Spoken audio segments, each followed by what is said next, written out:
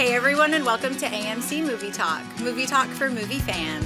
I'm Chrisley Kennedy, and this is the show where we bring you the day's biggest movie news, and of course we give you insight into what it all means. Joining me as always is AMC Movie News Editor-in-Chief, Mr. John Campea. Greetings and salutations, everybody. Welcome to the best damn movie-related show on the internet, coming to you live from the Stream.TV studios here in Hollywood, California. Go Kings, go! And we are so glad you decided to make us part of your day. Boo Kings! All right, we also have joining us AMC Movie News Editor, Miss Amy Rose Eisenbach. Hey guys, lovely to be here, and don't boo my Kings, Chrisley. It's the East Coast, I can't help it. We also have AMC Movie News Alicia Malone. Aussie, Aussie, Aussie. And the director of the upcoming film, The Death of Superman Lives. What happened? Mr. John Schnepp. Hey, don't be afraid of clowns. They're here to entertain us and make us laugh. For those who don't know, Amy Rose is deathly afraid of clowns. So by all means, please keep sending in all these horrifying clown pictures. You got more sending in. The more the better. Hey, listen, guys, as is customary, usually what happens, sometimes a big piece of news drops in between when we finish writing the show notes and when we start the show. And I think this qualifies as big news. Lucasfilm put out a release today announcing that they have hired a new director for the second Star Wars spin-off movie, which we assume is going to drop in 2018.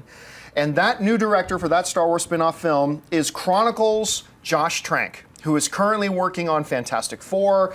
And so now we've got Gareth Edwards, who will direct the first spin-off film in 2016. We've got Josh Trank, who's going to direct the second spin-off film in 2018. Schnepp, you heard this news. What's your initial reaction to it? I think it's great news. Everything I've heard from what Trank is doing on the Fantastic Four is fantastic. So people are ecstatic about what he's doing and how he's kind of shaped this new movie. So I'm excited to see it. And I loved Chronicle, so I'm very excited to see which character he's going to take on. We all are guessing, it's possibly Han Solo, so it'll be fun to see what happens in the future. Good news. What do you think, Alicia?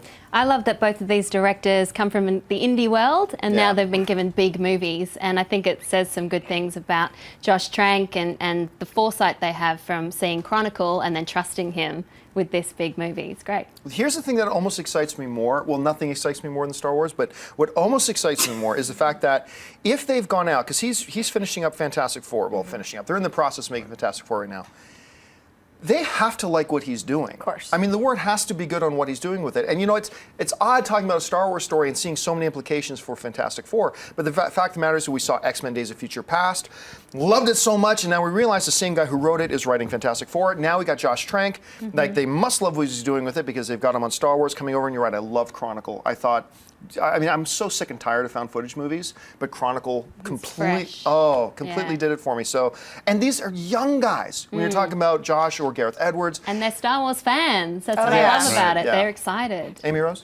Yeah, it does instill a lot more confidence in Fantastic Four. I haven't been negative about it, but, cautiously optimistic. But I really like how, these huge, larger-than-life properties that fall underneath the Disney umbrella are going with really unconventional directors for these properties. Gareth, sure, Godzilla was great, but I didn't see that coming. Didn't see this one coming either. And I really like how they take chance and risk, and they're not willing to go with just the big names at the moment. They're really entrusting these young, up-and-coming directors to bring these huge properties, pretty much chance of a lifetime opportunity. So yeah, I'm really excited for Fantastic Four, and I mean, if it's Star Wars, I'm in, so really excited. All right, let's get to our first regularly scheduled item for the day. It looks like the upcoming Marvel film Doctor Strange has found its director. Sinister and the Exorcism of Emily Rose director Scott Derrickson has signed on to helm the story of the Sorcerer Supreme. There is currently no official release date for the Doctor Strange, but Marvel does have two mystery release dates already held for July 8th, 2016 and on May 5th, 2017. John, what do you think of Scott Derrickson for Doctor Strange? I love it. Actually, it was back, I believe, in March that Schnepp and I did a show together, and we were talking about, there was a big list of potential guys to direct, and I said, this guy, Scott Derrickson, this is the guy who needs to direct this. I really enjoyed what he did with Sinister. The film completely fell apart in the last 15 minutes, but other than that, I thought it was a sub $1 million film. Right. That was, I thought, it all takes place in one house. And it's just beautifully crafted. It was really well done. What he did with The Exorcism of Emily Rose is really special too. And I really like the fact they're going with a guy who has, I don't expect Doctor Strange to be a horror film, but I do like the fact that they're getting a guy with a horror background who can bring those elements and that type of tension, those sorts of settings to the big screen, the character, because this can't be Ant-Man. This is Doctor Strange. It's got to be on that level. I love this decision. I love this choice. Let's hope he doesn't back out. So, Schnepp. Yeah, I'm down with it. You know, like I had problems as well with the ending of Sinister with the little creepy kids and so much. I was like, I wasn't scared, you know, Boogeyman and all that. But I like the choice of going with a horror director. I think it's Doctor Strange is pretty much the horror movie that Marvel, of all the other characters, he fits into, like, let's go into another dimension with weird creatures with lasers coming out of their eyes. So if anyone's going to do it, I'm glad they went with Sounds this like guy. your Saturday night. Yeah, I can't wait. I'm waiting 3 years, Derek. Get on it. You know? Alicia? Well, like we were saying with Star Wars, I love how Marvel are collecting these really different directors. So each different Marvel film has such a unique tone about it. And now they've got such a great stable of directors under them, from Kenneth Branagh to James Gunn, and now Scott. I think he fits in perfectly. And Edgar I'm Wright. excited. Oh. I'm still sad about that. Still sad about that. Dun, dun, dun. I'm excited about Scott. Yeah, another unconventional choice, which I'm really a big fan of. And The Exorcism of Emily Rose, despite not liking the title, because it's a little close for home for me, it was a really good film. And just the pace was fantastic. And that's a lot of the times with horror films that's missing. You know, they have the big drama and build up and all of that, but the pace is sometimes all over the place. And that's exactly what I want in a property like this. And I think it's going to translate exceptionally well. And he's obviously he knows exactly what this kind of property is. You can tell he's a real fan, and those are always the people that I want to help shepherd this to the big screen. So I'm really excited about it. And one of the things I guess we're kind of overlooking here is that while we've all known that a Doctor Strange movie is going to come ever since they dropped the Stephen Strange line, we knew it was coming, but this is actually really the first official confirmation we're getting Doctor Strange. Look, we often talk about how Guardians of the Galaxy with a raccoon with a gun and a talking tree, and now Ant-Man, those are kind of risks for Marvel, right? Because they're a little silly. But really, when you think about it, they still kind of fall within that range of humor and action type of film. This, to me, is the biggest departure that Marvel is going to have with their current cinematic universe so far, and going with the Sorcerer Supreme.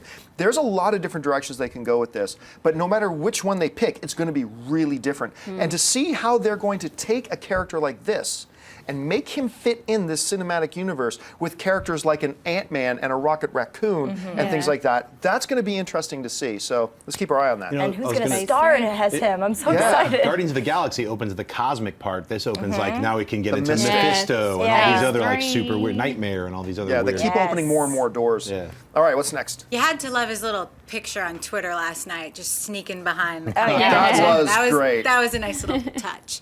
All right, the upcoming Warner Brothers film Jupiter Ascending was set to hit AMC theaters everywhere on July 18th. However, it has just been announced that Channing Tatum and Mila Kunis movie has now been pushed back nearly 7 months to February 6th, 2015. No official reason has been given for the new release date. Amy Rose, what are your thoughts on Jupiter Ascending being pushed back to 2015? 7 months is a long time to push a film.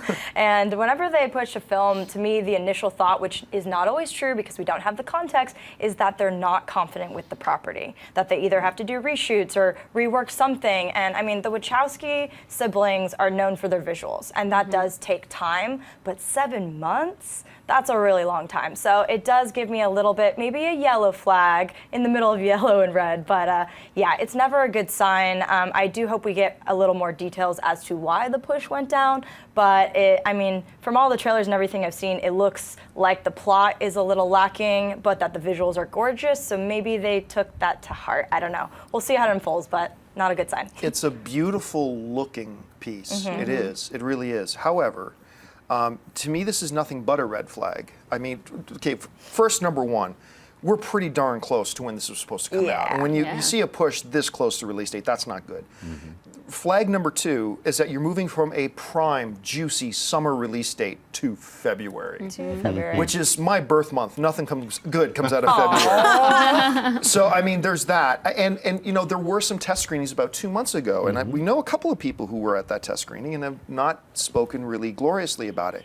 But that actually may point to a good thing. Like, you know, we talked about this with World War War Z and about the upcoming Mad Max film with Tom Hardy, that sometimes pushing something back, going back in, reworking it, is better to say, we understand we have a problem here, let's fix those problems because we end up with a better product. If that's what's happening here, that's great, but it is unfortunate that maybe it means they're not so happy with what they got. Schnepp. Is that what's happening, or are they Don't just? know. Yeah, I mean, because it's 6 weeks from release. That's There's already posters, there's commercials. Well, hang on a second. We're Trailers. dumping it in February. Yeah. That doesn't mean they're reshooting. That means they're just restructuring. Let's put something else. I mean, that's my guess. I choose to be optimistic. Hey, I'm saying it's a perfect film, and they're like, we're going to make a lot of money in February. That's what I'm saying. It's possible. Alicia? Well, the Wachowskis are known for editing right up to the last True. minute, so I wouldn't be surprised that they're still working on it.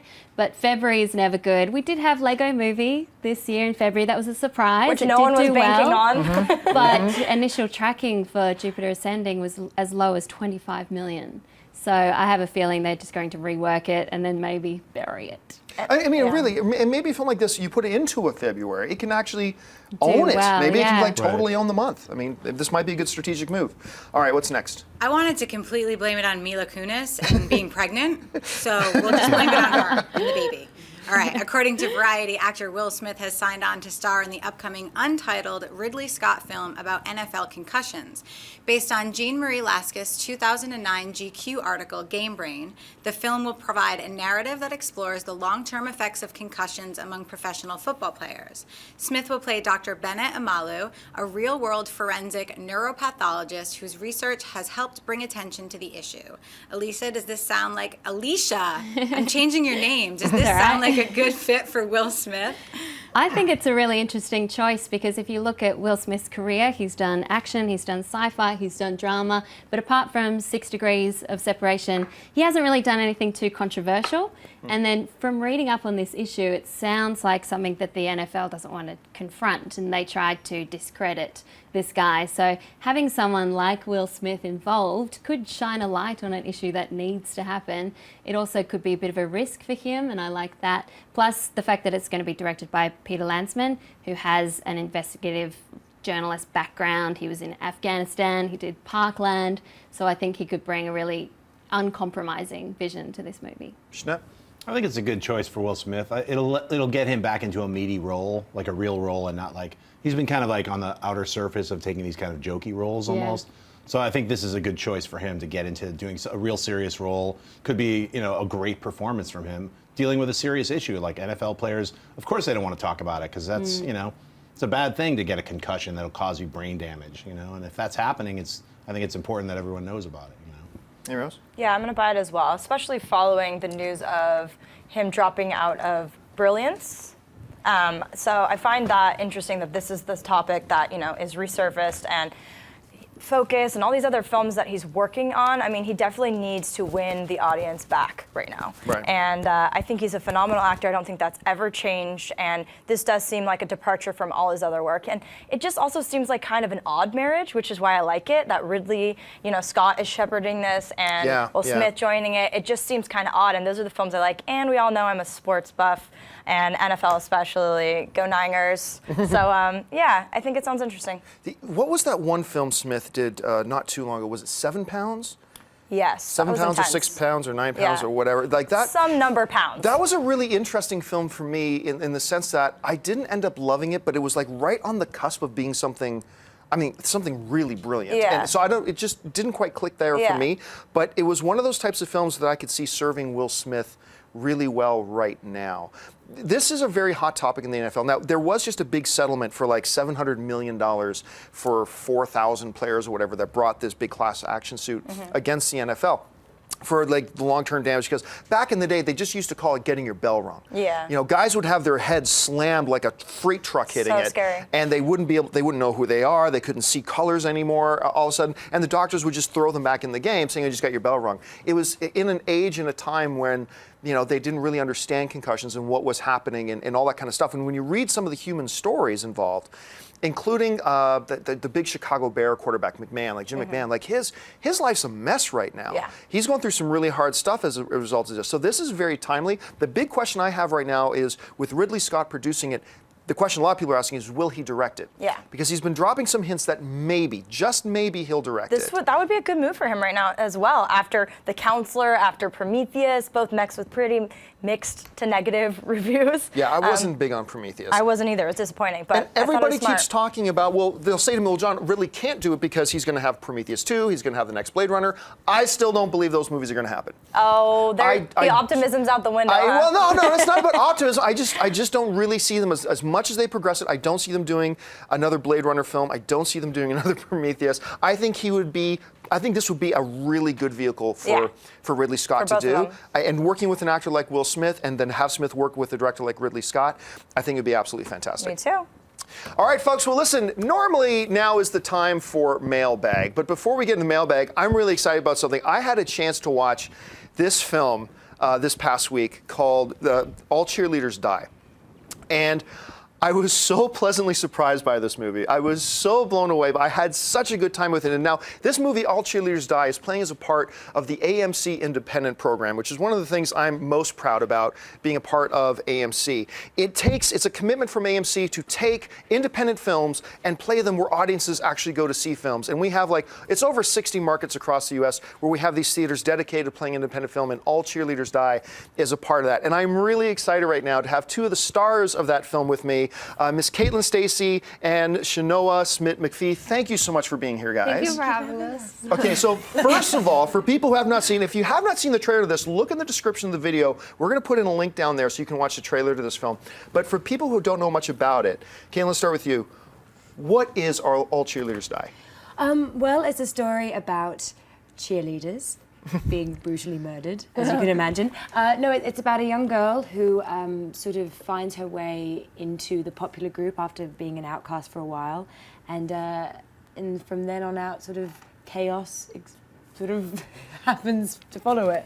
But you go on. Like my side of the I don't want to give too story- much away. My side of the story is that we have had a relationship before the movie started, and I'm a little bit too obsessive of her, and she runs away from me, and she has other ulterior motives to get away. And she basically goes off with cheerleaders and stuff, and I get jealous and start stalking them down and stuff, and then stuff happens, and I get involved, and become like a mother or something to all the cheerleaders, and it's kind of like, a story of like everyone finding their own version of love, a weird version of love. Weird, bloody version of deathy love. I mean, my character's version is pretty much like just finding her weird love story, but everyone else's is like their own Mine's just more of trip. retribution and revenge. hatred. Well, here's one of the most interesting things about the film is that after I watched it, I was talking to a friend of mine, and they said, so what is it, a horror? And I stopped for a second. I thought, on the surface, you'd think it's a horror, but it's a mixture of so many different genres. Like, how would you describe the film? I kind of it's just a like watch comedy. it. Yeah, it's like it's. We definitely, I don't know if this was the same experience for you, but when we went to the premiere, I think they were very clever in that they never really exposed to us the sense of humor behind it all. Right. So we were taking ourselves incredibly seriously. And then these lines would occur that the audience would find hysterical, and we were like, What? that was the best. Yeah, that was like the serious part for us. Yeah. Yeah, I'll because we've been a part of the film so long and seen it so many times and everything, I don't really know what other people are seeing it like, because I'm just like, my friend was saying she closed her eyes 10 times in the film, and I'm like, where? I closed my eyes twice. What's the other And you're times? particularly squeamish. And I'm particularly a baby, so it's just like a fun film. It's like high school. It's like quirky. It's comedy. It's like horror. It's like some gory parts. There's blood. There's a lot of blood and But screaming. it's not parody. I wouldn't say that it borders Right. on parody. I think that it definitely has homages to other sort of tongue-in-cheek horror films. Right. Yeah. But for the most part, I think it's very self-aware. If that can be a category of film, it is a self-aware film. Yeah, it's. We took it seriously. We know that it's a bit quirky and on its own box kind of thing. Yeah, that's what they did. They created their own box for a film that you can't really describe and be like, oh, it's this kind of film. Yeah, it's like when you get into iTunes and they have electro dance, folk funk. You're like, I don't know what that is, but Yeah, sure, yeah. that's where we are. But it's good. It's fun. It's a fun film. I like watching it. So. Now, you mentioned the one thing about how it's not parody. And a lot of films, when you see on the surface like this, you think it could really easily get into parody. But what I found was that the humor in the film, they really pushed the humor right up to there, but they never crossed that line. So you have these really great scares, some horrific moments, then it's juxtaposed immediately with some really great belly laugh kind of humor at the same without crossing that line. What do you think the key was for this movie walking that balance so well that it brings in the humor and the horror but never kind of becomes campy either way? That they kept us in the dark the entire time. Because I mean, there's a sense of when you're doing comedy that you're working for laughs, that you're working for the sake of making an audience laugh. Because we were never privy to that intention, we were just acting as seriously as possible. I mean, it's like watching The Room. Nobody intended for that movie to be hysterical. I've never heard anybody want to compare their own film to The Room. No, That's great. But This is a The first. Room is my favorite film, so I think that's a cinematic masterpiece, to be honest with you. Now, there are a couple of really cool things socially in this film too, but one of the ones that really stood out to me, and I love this moment, we were actually talking about it before the show started. In horror films sometimes, even the horror films that have, you know, the female lead as the hero, inevitably at some point, the guy has to save her for her to continue on with her journey. And without giving too much away, there is this brilliant scene where the good, clean-cut kid, the good guy, shows up on his motorcycle, and Caitlin, it was your line, there was something along the lines of, I don't need you to save me, or I don't need you to save the day, and then you just take his motorcycle and you go off and do your own business. Was that like a deliberate thing to really draw attention to that? Look, you can have a female hero without a guy having to save her, or did that just kind of fortuitously work out that way? I think, to be honest, which is even more striking, is that it just made sense. It didn't feel like, you know, a stipulation that we were like, okay, film has to pass the Bechdel test, film has to be feminine, like empowering of women. It was just easy because Lucky feels that way, as you should. It feels that way about women and about female protagonists. And I think that it lent itself to the feeling of these women being on their own and that being okay, and that, like, you know, we don't need male counterparts necessarily. Yeah. And there's also another thing you don't see very often these days is you have an all-female, really intense emotional love triangle going on. So talk about how you decided to take your character, because we see the emotion most in the whole triangle. Yeah, the reason I'm pointing to the poster is because I just love Brooke so much. she was great in the film, but the emotion, like, you're the one who kind of felt spurned in it, and the way you brought your emotion to the front of that. Talk about the triangle and why it worked. I mean, it worked because they're two beautiful girls. 3.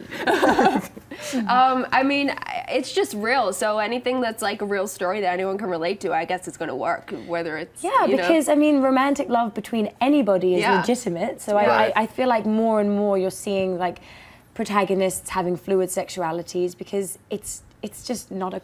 It's not a big deal. It's not a big deal. And I kind of loved that it was so showcased in this and in such a sort of forward way and illuminating, I think, because, you know, a lot of people would assume that there always has to be a male romantic lead or a male sort of driven sort of arc, because a lot of times you watch films and the only adventure worthy of a young woman is falling in love. And of course there's an element of that, but these characters all have their own drives and their own motivations despite that, I think. And it's just happening all the time usually, but nobody really focuses into that for a film or something. You know, it's not the usual topics for a film, so it's really unique, but not that unique in normal people world. Yeah, but I like that it doesn't really classify as like an LGBTQIA film. Right. It just is a theme, and that's normal. Yeah, it never came across my mind reading the script like, oh, this is a really like women-driven film. I was just like, oh, cool film, I'm gonna do this film. And then after it's all the questions, everyone's like, this is a really power women film. And I was like, yeah, okay, I guess, yeah. Well, listen, guys, I enjoyed the film very much. We were talking about behind stage here. It was a pleasant surprise to me. A lot of things you wouldn't expect. It wasn't the movie I thought it was going to be. It's just exceeded everything I thought. It's funny, it's exciting, it's got really cool mythology to it as well. So congratulations, guys. Watch for All Cheerleaders Die in a select AMC theater near you. Go on over to www.amctheaters.com and look up All Cheerleaders Die for this great film. You guys, thank you so much for being being here. Congratulations on the film. We can't wait to see it again on Thank you screen. for having us. All right, guys, listen, it's time for us to go into Mailbag. But before I do, Chris Lee, you think this is a horror film you might actually be able to watch? See, now Caitlin and Shanoa just ruined my whole day. Because this is a film that I would never go see because I'm afraid of my own shadow because of seeing Candyman and Chucky and all those other films that scared me for life when I was a kid. But now I see these great girls that tell this great story and make it sound so fun and fantastic, and I'm just so afraid that I'm going to get there and there's just going to be so much blood. And then what do you do? I don't know what to do at that point. All right, well, listen, guys, it is inner time struggles. for Mailbag. If you've got a topic or a question you'd like us to address on the show, you can email us anytime at amcmovietalk@gmail.com. Now, we're going to try to save a couple of minutes at the end for those of you who are watching us live to tweet in some live questions. You can do that by tweeting us at AMC Movie News. But for now, it's time for Mailbag. So, Chris Lee, what do we got? Thomas Drufke writes, "Hey AMC crew, love the show. Recently I have found myself checking out Katharine and Audrey Hepburn's film work. Good job, Thomas. My question is between the two, who is the better actress and what was your favorite movie of both?" For me, it's going to be Katharine Hepburn. Whether it's things like African Queen, Philadelphia Story, but to me, between the two of them, they have some of the most iconic films in Hollywood history. But maybe the most important was Guess Who's Coming to Dinner. Mm-hmm. That was a movie that was so far ahead of its time in what it was presenting and doing in issues. I mean, because that's a topic they still make movies about today. Didn't they just do a remake with Ashton Kutcher a couple of years ago with Bernie Mac? They did a kind of a Guess Who's Coming to Dinner thing, but it was I'm kind of a pretty little... happy I missed it. She won an Oscar. It must have went over my head. But it was like kind of like a role reversal to me. Now, Audrey Hepburn, Breakfast at Tiffany's, Roman Holiday. Funny Sabrina. Face, Sabrina. I love Sabrina. My Fair Lady. Yeah. My Fair Lady. But My anyway, favorite. reminds me Catherine, and my favorite one of them is going to be Guess Who's Coming to Dinner. Alicia, what So about I'm you? kind of bursting the same way that you do when you talk about Star Wars because I'm a classic film buff and I just devour these movies. These two ladies, so different. Katharine, ballsy, outspoken, modern for her time. Audrey, so elegant and sweet and beautiful and great at romantic comedies. Better actress, I would probably say Katharine, though it's hard to compare the two. She's got 4 Oscars. Audrey has 1, a humanitarian award. Which we know doesn't always mean a lot. Yeah, I know. As far as my favourite roles, it's probably not Katharine's best, but I love Bringing Up Baby. Howard Hawks, Cary Grant. It's a screwball comedy. It's a blueprint for a lot of modern romantic comedies today. It's even got Shakespearean influences if you look at it. And of course, Audrey Hepburn, Breakfast at Tiffany's, so fragile in that film. That last scene in the rain, cat, gets me every time. And that was when I first met her. My Fair Lady is my favorite of hers. Yeah. I mean, that's just, anyway. Yeah, Breakfast at Tiffany's. I'm going to go with Audrey Hepburn. I mean, you know what? It's like Katharine Hepburn is incredibly talented, but like, it's a horrible thing. Like, I always like, well, go to the shaky Katharine. Even though she doesn't act like that, I always go to the imitations when I hear her name. It's a horrible thing. It's imprinted. I'm immature. And I really like My Fair Lady. I grew up with watching a lot of the Audrey Hepburn classics. So I'm going to go with her. I'm always going to treasure when you sang My Fair Lady in that little excerpt on a rainy day. They just have such different styles and energies they brought to it. You touched on that. I mean, Katharine had this bold, just like magnetic pull to her. And Audrey had this vulnerability and just this classiness. And she is what the epitome of an old classy movie star to me. And I definitely grew up on Breakfast at Tiffany's and all those. And I actually recently rewatched Roman Holiday, and it's really weird. It's a really weird film. And I remember it being like such a treasure, and then I rewatched it, and I was like, huh, okay. But yeah, they're just such different. I would go with Audrey too. I've actually played the role. I did the full deal, and yeah, it's just. But they're both so dynamic and Hollywood treasures for sure. I can't remember. Did Katharine win an Academy Award for Golden Pond? Yeah, she did. She did win on one. Golden Okay, Pond, yeah. Right. And Guess Who's Coming to Dinner. All right. Okay, what's next? I'm going to break the tie with Audrey Hepburn. Just Oh, so we there can you break go. the tie. Damn. All right, Brian Johnston writes, this week it has been reported in the UK that Robert Pattinson is tipped to be the new Indiana Jones in a Disney reboot. How likely do you think this is? Any thoughts? Personally, I think he could do a great job, and it's the kind of project that might help people move past his Twilight role, as Indy is so iconic. No, they wouldn't get over it because they'll never give it a chance. There's no chance that this is a true. There's absolutely no chance. The people at Disney are far too smart. They know that if you try to launch an indie film with a Twilight, now remember, I am of the opinion that it is unfair to just put all the Twilight kids and whatever else in this one bag and say, oh, they can be never anything else but this. Yeah. But the reality is that right now there is still a bit of a stigma of that attached to a guy like Robert Pattinson, or our Pats as I call him when we're hanging out. But to see, what do you think Indiana Jones fans are going to think if they came out and announced Robert Pattinson is going to be Indiana Jones? I don't think they'd accept it. And quite frankly, I think he's got some growing to do as an actor. I really do. I think there are a couple of very talented performers from the Twilight series. He's not one.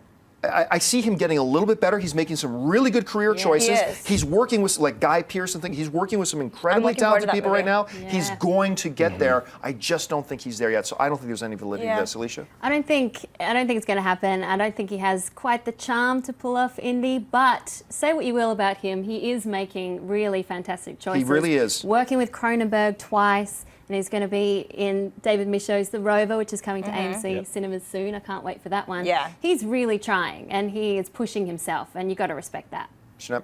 I don't know why tipped is in quotations. Like, does he know something that we don't? But, I'm actually going to go say yes. I think it's a good decision. Why not? I mean, I never saw any of the Twilight movies, so I have no stigma. So I thought he was one of the better parts of Cosmopolis. Yeah. He looked great in the trailer for The Rover. Look, they're going to have Tom Selleck play Indiana Jones. Go back into the past. I'm cool with it. Amy Rose? Yeah, I actually think he has talent as well. I mean, Twilight is Twilight, and to deliver some of the lines that they did in a way that wasn't, sure, I'm not going to support Twilight, but I'm just saying, I was really trying, but I don't think, you can be really good in a ridiculous film, and I think that he's proof of that. I mean, I think that he really does have talent, and he has about 4 films that are really unique, brilliant career choices, and I think that he really knows that he has to step away from that, and he's doing a really great job, and I think he does have talent, and he's still really young, and to be a part of that universe for so long. But I actually wouldn't hate this. It wouldn't be my first choice. I mean, I still see Bradley Cooper in this role. I think he would be a fantastic in a Jones. He's got the charisma and enough of the gruff, and he can do action, and I think he'd be really great. But no matter who steps into the iconic shoes of Harrison Ford, they're going to get criticism until we see what they can do on the big screen, and then we'll see. I'll just go on record. I'm the only guy who said I actually liked the final Twilight movie. I actually did. I actually liked it. All right, what's next? I liked them all. All of them. All right, I'm going to apologize in advance for butchering your name. Farouk Kilik writes, now that another director refused to direct the Ant-Man movie, do you think there is a possibility that Disney will eventually just say, beep it, and hand the project back over to Edgar Wright? No, and don't get fooled by some kind of perception like Disney is going and knocking on everybody's door. Please, can we just find somebody to direct Ant-Man? There are 1,000 directors lined up outside of Marvel's or Disney's gates right now, pounding the door, begging to direct it. It's about them wanting to find the right guy. And remember, it's not as if McKay said, oh, go, I don't want to do that. First they talked about it, they interviewed it, then they went into final negotiations. So McKay wanted to do it. Clearly something came up that made him decide not to at the last second. But there are a lot of other guys, they will get their director. Don't worry about it.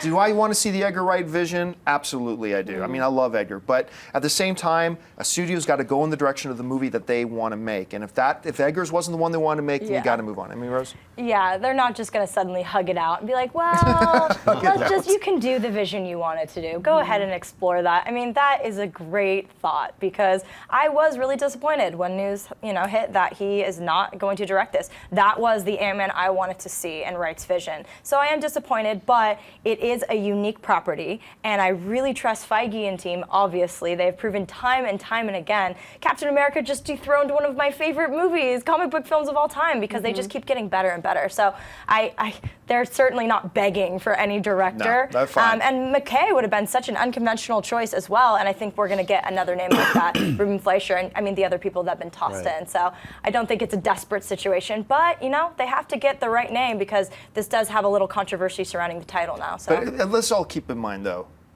nobody cared that Edgar Wright was directing this film, outside of the sweaty nerd forums and circles that we all travel in. Don't loop us in sweaty nerds. But aside from us, but we are small because, I mean, I think Edgar Wright's biggest box office film was like $30 million. Yeah. So it's not like the general population was He's shocked that cult Edgar classic. Wright was done. It's just those core film fans of us were there. So I don't really think they have that big need to go out and get a big name director at No, this not a point. big name. Just get somebody who's good. Alicia? I am a sweaty nerd when it comes to Edgar Wright. I'm such a fangirl of his stuff, so I'm still sad about it. They have to work quickly, though. They if they do, want to very get this fast. on track for their July 17th. 2015 Yeah. release date. So I'm just intrigued to see who they choose at this point. They That have sounds to do like it. Ruben Fleischer. I mean, you know, they had the 3 names. They went to one that it didn't work out. I mean, they've already announced him. He's part of the, you know, I don't think they're going to come up with a new batch of names. Yeah. So. All right, folks, we're just about out of time here, but I did say we'd stay a couple of minutes just for some quick live questions from Twitter, so we're going to do that right now. Chris Lee is our gatekeeper. So, Chris Lee, what are people asking in the Twitter sphere? Sprinky Bounceback says, love the show. What are your opinions on Kitty Pryde's time travel powers in X-Men Days of Future Past? Too much? No, I think it fit in well. It was an interesting choice to use it with her, but it didn't jar me at all. I thought it was perfectly fine. Remember, only 1% of the people know anything really about Kitty Pryde, so for the average film-going audience, didn't shake them at all. Any other thoughts? Yeah, it's funny. I got into an argument with someone about that. They were like, I was really angry. That's not her power. And I was like, nobody knows that or cares, no, really. It worked and in the plus, film. she can phase through stuff. Why can't she Exactly. phase through time? It Yeah. just seemed like a natural, easy way to do it. But they were really I angry love about the it. logic you bring to it. Yeah, that's perfectly. No, I that's, figured it that's out. perfectly But said. they That really works. couldn't argue it. I Yeah. just kind of shut them down. But then they were like, well, I'm still angry. I was Yeah. like, sweaty nerd. And I like how they tied in the whole Wolverine thing because she's never put someone that far back in time. They made that very clear that it was Yeah. something she was exploring, and that's why he was the only one that could, survive Yeah. in that. So I think they kind of made it work in that Yeah, context. definitely. Right. They made it work. Because Yeah. his brain regenerates. That's not even possible. I know it doesn't. None of this is real. Go with it. Go like, with it. All right, what's next? Mike O'Connor wants to know, would you like to see a Tales from the Crypt feature film reboot? Well, would I want to see it? Yes. Could it succeed? I'm not so sure. Depends. You do it small budget, and then market it right, you could have a profitable little project. There's still a lot of people who have a lot of very fond memories of Tales from the Crypt. This could work, and you've got a great feature character that you can build a campaign around, right? So I'm all for it. What do you guys? Horror movies are notoriously known for small budgets turning into the cult classic that Yeah. we hopefully. So yeah, I think the content is there, the desire is there, and my horror movie heart wants it. So I'm in. Demon Knight, I love that movie. That's underrated. Bordello of Blood, not so much. But that's an incredible franchise just waiting to be exploited. I don't know why they're not. Why isn't it in production right now? They should make Yeah. 5 of them. You know? Direct it. Yeah, there you go, There's a Sinead. reason. Look, give it to me. Okay, let's take 2 more really fast. We'll fire Michael through wants these. to know which video game you think has the best chance of being adapted into a film. In his opinion, God of War mythology does. The one out of the ones that aren't being produced right now, it's Left Behind. The Last of Us. Left 4 Dead. Last of Us, I think, is the most potential. What do you guys? Well, from watching my roommate play video games, Watch Dogs, it has a really cool concept. yeah, that's done really well. I think Watch that Dogs. could work as a film. I'm waiting for Splinter Cell. I've played all of them. Get Tom Hardy on. What's going on? And actually, X-Men made me think of Portal because of Blink. Yeah. And I think that would have been really, really cool if they did it right. Somebody so. did just buy the movie rights to that. Yeah. We did a story on AMC It's Talk last year. I cool. can't remember who, but It's somebody cool. bought the movie rights. Great. Doesn't mean that they're going to make a movie. Right. Okay, last question, then we'll move on. Travis wants to know, has anyone heard anything about Sherlock Holmes 3?